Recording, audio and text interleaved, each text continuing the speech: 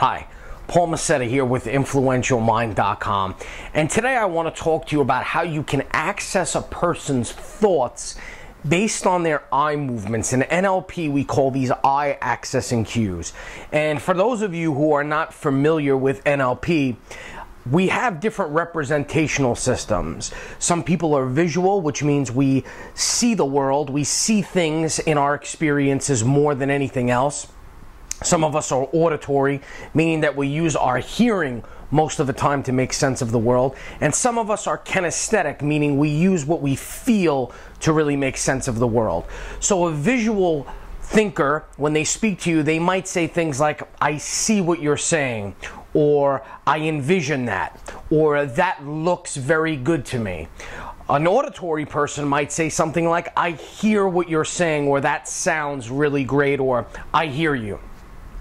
So again, this is known as the VAK system, the VAK system, visual, auditory, kinesthetic.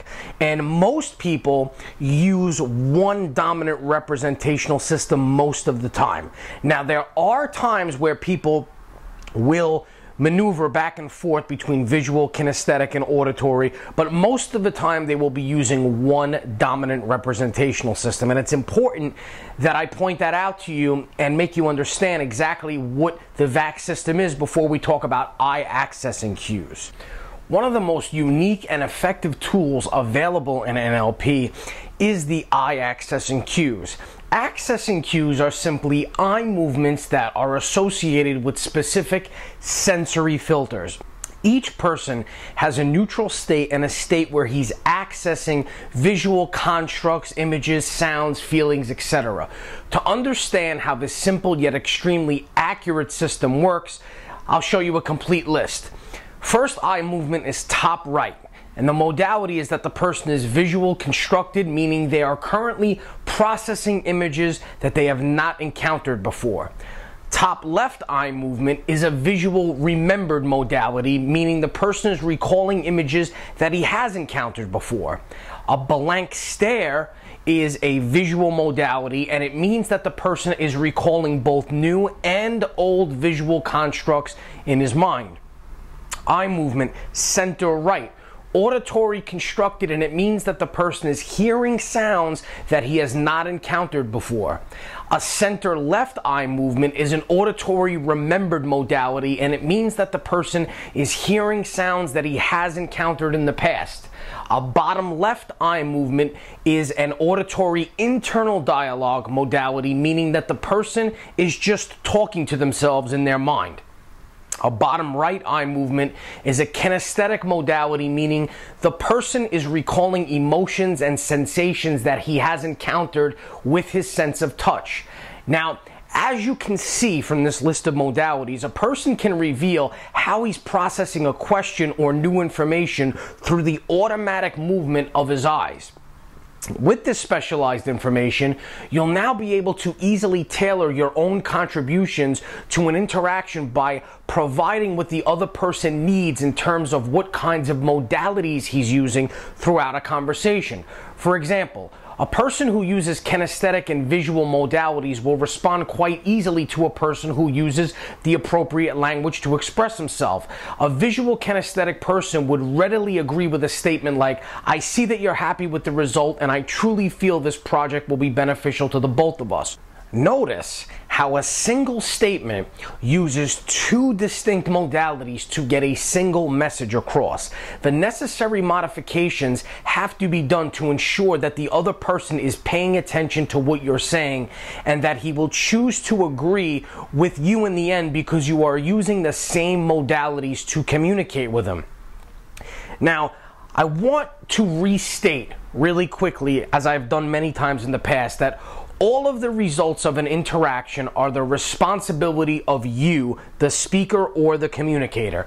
as a communicator, you cannot simply say that the interaction between you and someone else produced 0 results because the other person was a complete moron or wasn't paying attention or just didn't have a high IQ. You can't say that you were not able to reach an agreement with the other person because they didn't want to listen to you. If the other person didn't want to listen to you, it's probably because there was a clear dissonance between your sensory filter and his. Adjusting your language will do wonders in many, many situations. And as an NLP practitioner, it's your lifelong task to be as flexible as possible to any situation and any person, because in the end, that behavioral flexibility will ensure your success.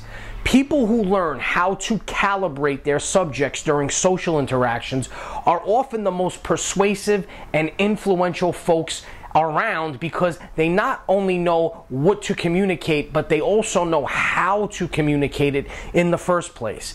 The method of communication is just as important as the base information included in a verbal message. For example, a boss would already know from experience that employees want promotions and raises, but he still needs to know how you've earned a promotion or a raise. You'll be able to communicate your performance and accomplishments more easily if you use the VAC method. Everything would be much easier to communicate, and the other person will actually appreciate the fact that they're using the exact same modalities during the interaction. Now, people might not know that they are using specific modalities, but trust me, their subconscious minds know it, and they will respond positively to your effort. This happens all subconsciously, and it's happening very much all the time. And it applies to any situation. So whether you're trying to impress a girl on a first date, or you're trying to lead a team to managerial success, the same principles apply. So now I want to talk to you about taking advantage of the VAC system. The VAC system was designed primarily to aid NLP practitioners so that they'll be able to gain insight into their subject's thinking more quickly. Sure, you'll be able to gain insight by talking to a person without using this system, but it would be very difficult indeed to pin down the specific modalities that a person uses as he constructs his responses to you. Think of yourself as a mechanic who's trying to figure out how a new car works. The VAC system can be compared to lifting up the hood of the car and taking a peek at the engine. By analyzing the engine, the central thought process, you'll be able to determine what kind of response you will get when you start tweaking the car. So now, I want to share with you the specific advantages of using the VAC system in different contexts. And I'm hoping that when I explain these different situations to you, it'll drive home the fact of how important this is and how you can apply it in your life. Presentations and meetings.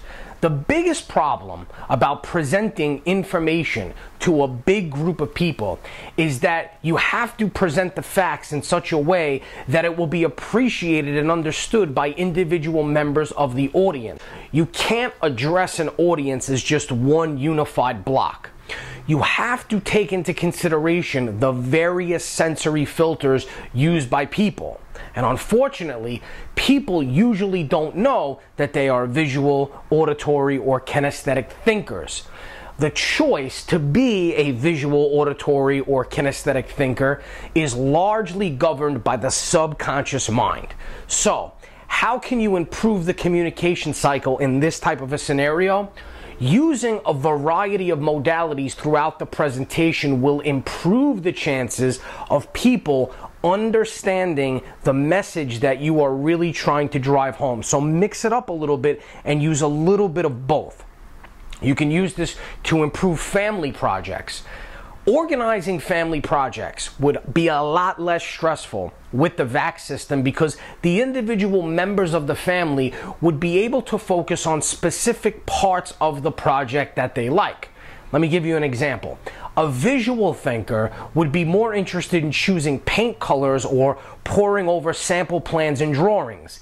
The kinesthetic individuals, on the other hand, will feel more comfortable just waiting for instructions as to how they can actually commence the project. Knowing how individual family members think about things can be extremely helpful in determining what would actually make them more interested and excited about doing a project. You can also use this to boost the goal-making process. Creating new goals for oneself can be extremely tough if you're unable to imagine the goal in its entirety. By using the different sensory filters, you'll now be able to see, hear, feel, and even smell what a goal and its corresponding accomplishment will look like. Seasoned practitioners of NLP are extremely well versed in the art of imagining scenarios. Using your imagination is really the first step in creating powerful goals and lasting changes in a person's life. By tapping into the creative subconscious, a person will be able to map every step that needs to be taken to ensure that a goal is accomplished within the set time frame. You could even use this to improve a child's ability to learn. A century ago, all children, regardless of their individual traits and strengths, would be forced to learn in just one manner, the manner prescribed by the teacher. There were no allowances, and if a child was unable to adapt to the approach of the teacher and the requirements of a subject, he would be labeled slow and sometimes even a failure. Using the VAC system in the context of teaching children will vastly improve a child's chances at excelling.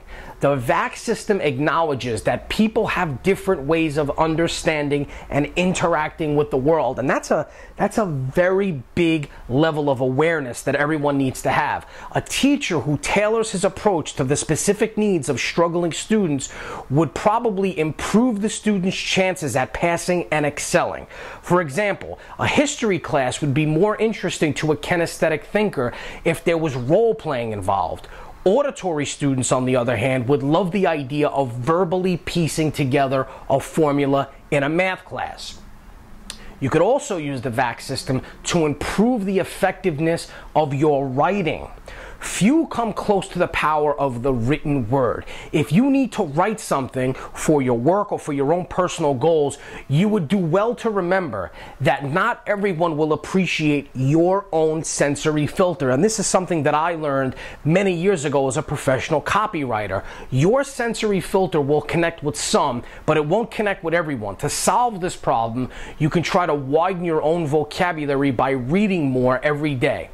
That way, you'll now be able to communicate with people with different sensory filters and modalities. And this is something that I always try to incorporate in every piece of sales copy that I wrote. I always try to mix it up with a little bit of visual, auditory, and kinesthetic elements so that virtually everyone reading the copy would be able to relate to it and it would make sense to them. I really hope the information that I shared with you today was helpful to you, and I hope that you put it to good use. Once again, this is Paul Mascetta wishing you a great day.